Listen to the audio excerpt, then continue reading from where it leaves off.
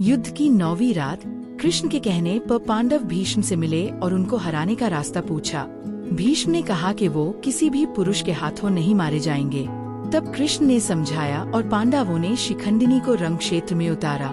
महाभारत के 10वें दिन पांडवों ने शिखंडी के साथ देव व्यूह रचा। भीष्म ने असुर व्यूह रचा और युद्ध के पहले प्रहर में ही पांडवों की सेना के हजारों सैनिकों को मार गिराया।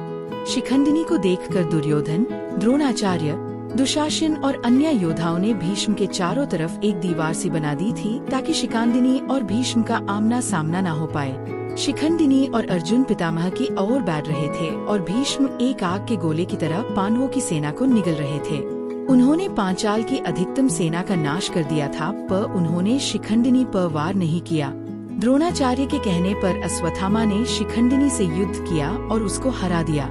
वहीं धृष्टाद्युम्न से कृतवर्मन युद्ध कर रहा था तो अश्वत्थामा राजा विराट और द्रुपद से लड़ रहा था, तो अभिमन्यु ने राजा सुधाक्षिणा को मार गिराया। आज का दिन केवल रक्तपात और मृत योद्धाओं से भरा हुआ था। दोनों ही पक्ष अपनी क्षमता से बढ़कर युद्ध कर रहे थे। तभी दुशासन ने शिखंडिनी को घायल कर दिया और इससे पहले कि वो उसको मार देता, अभिमन्यु ने शिखंडिनी को बचा लिया। इसे विचलित होकर भीष्म ने दुर्योधन से कहा कि ये उनका आखिरी दिन है और वे और युद्ध नहीं करेंगे। उन्होंने युधिष्ठिर से कहा कि वे शिखंडिनी को लेकर आए।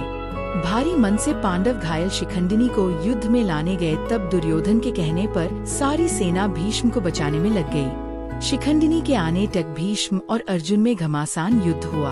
आज ये युद्ध धर्म और अधर्म का नहीं था, ये युद्ध था भीष्म को बचाने का। अभिमन्यु और उपपांडव शिखंडिनी को रणक्षेत्र में ले आए, तभी उनको रोकने के लिए हर तरफ से उन पर बाणों की वर्षा होने लगी। अभिमन्यु घायल हुआ, तब अर्जुन उसको बचाने गया। सूर्यास्त से पहले ये युद्ध एक भयंकर काल का रूप ले चुका था।